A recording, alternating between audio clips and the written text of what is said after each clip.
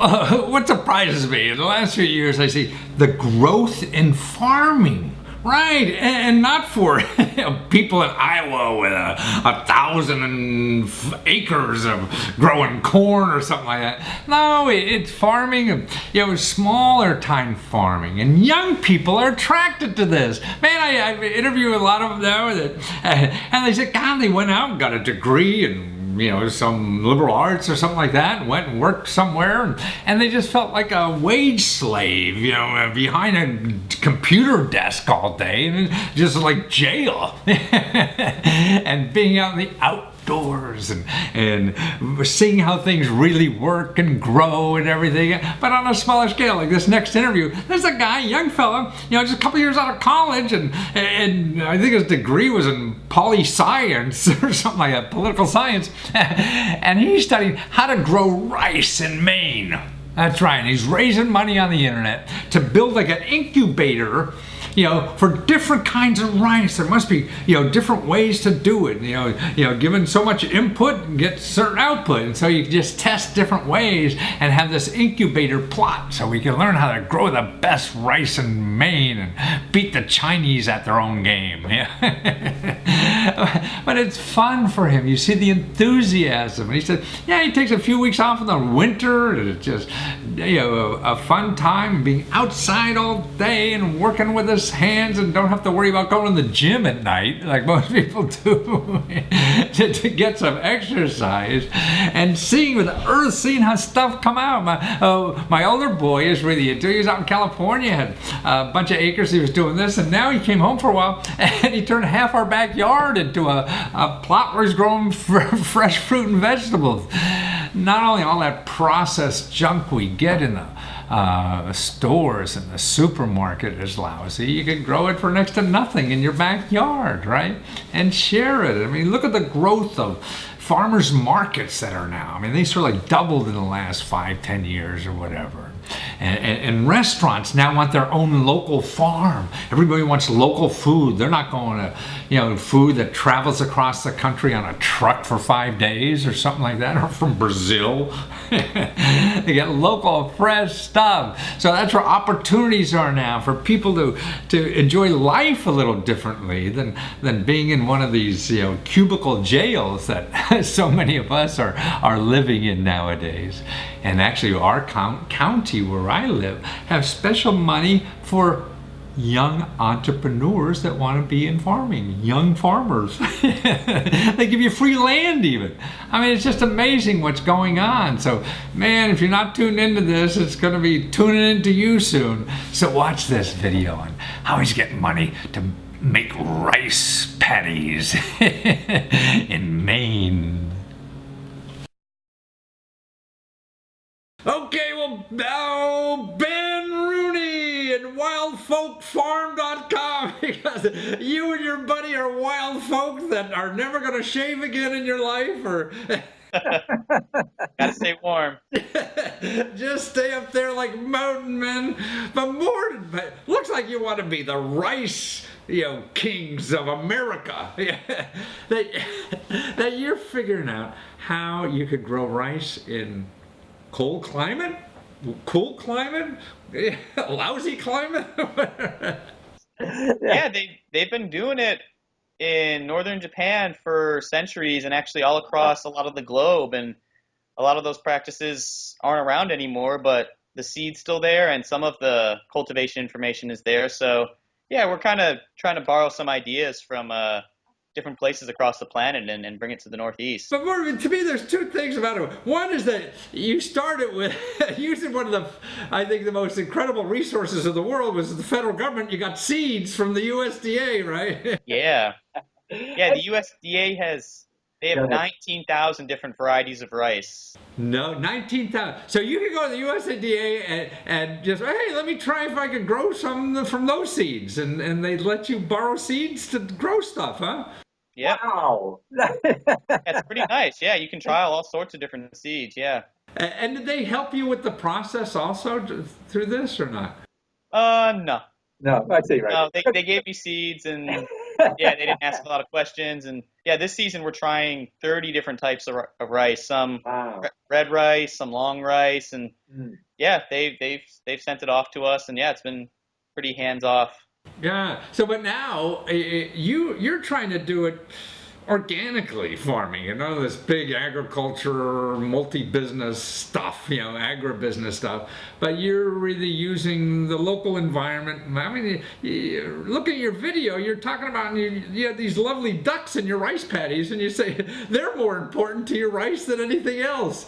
Yeah, I think just learning from these ecosystems and how they produce food and resilience and strength, especially in changing times with climate ahead, that's what we need to look to for our food security. We need to look to see how we can emulate these ecosystems, and in our case, it's a wetland.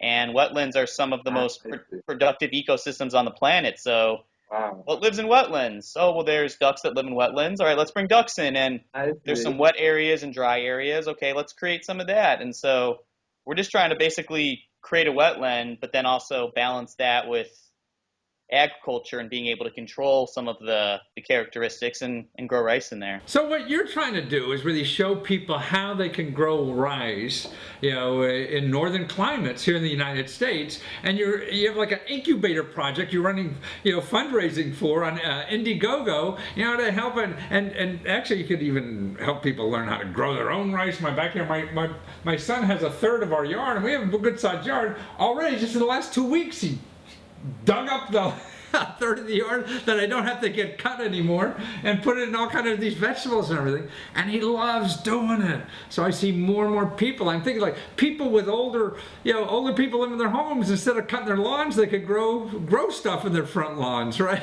Yeah, and a lot of people have been growing vegetables and fruits, which is awesome, and we need to encourage that. But people should start growing some of their own grains. It's just as Right. powerful, and it tastes just as good. Eating some fresh rice that we just harvested, that we just cut down with a scythe, and it's just Wow. like eating a fresh tomato. It has all this body, it has this texture, it has this character. It's not just like this side piece of the Plastic stuff. meal. Yeah. Well, that's terrific. So you see, I can have a back garden rice paddy, huh? You could if you what you want is clay soil. That's the one limiting I factor. see. But also, you said that people go to your website or whatever, wildfolkfarm.com, besides looking at your video about your fundraising campaign, but I mean, you can get tips there about how to do this in your backyard as an individual, or learn more about this sustainable economy that local people are now developing all over the country. Yeah, there's definitely some growing information about what we've done with the rice and how it's Yeah. worked. And I encourage people to get in touch with me if they have questions about growing it, and definitely keep checking in on us, seeing how we're doing either online or on site. And just as we Well, what's evolve neat and about learn it, I mean, about. And you have the video of all this going on in there. It's fun to see like young people really enjoying this stuff. At least in my generation, people on the farm, we worked our ass to get off of that. It seems. But now it's not only a healthy lifestyle, but a sustainable lifestyle, and get rid of a lot of the crap in life we probably don't need. And as you were saying that you love the lifestyle of living on a farm, and your whole life was just doing this stuff and eating it and sharing it with everybody. Man, that beats behind a computer screen somewhere for 8 hours a day and sitting in traffic being miserable. Yeah, I feel very fortunate that this has all worked out, and we're able to spend so much time outside and Yeah. learn from what's around us. Yeah. Do your parents think this is a real job yet, or what? Yeah, and I like that. Yeah, I think it's becoming that slowly and surely, maybe. I think that's why sometimes our loved ones are our biggest enemies. They say, "Oh, don't do that. You're going to fail." And when you're doing something brand new, of course you are. I mean, that's what life is all about: experimenting and fail. And that's what's neat about you. I mean, you don't have a PhD in agroeconomics or anything like that. You're just a kid out of undergraduate school trying to figure this out. And anybody can, right? Yeah, anyone can do it. It just takes a little bit of time and definitely not being afraid to fail, because Yeah, you make mistakes all the time. Right. I mean, that's right. If you want to go out and play baseball, you wouldn't expect to get up the bat and hit a home run the first time, right? Yeah. So you And just that's got one to. of the reasons for us why this campaign and the fundraising is important is because yeah, we are gonna fail some, and we're trying to create a replicable model that homesteaders, small growers, and farmers can all learn from, and it's gonna take a little bit of time. It's gonna take some time to figure out what works best here, and the economics of starting a new crop in Maine Ah. aren't it's not too conducive to doing that. People aren't normally the economics are not in favor of small scale farms right now. So any help that we can get to try to bring this to the forefront so other people can do this economically in a viable way is going to be really important.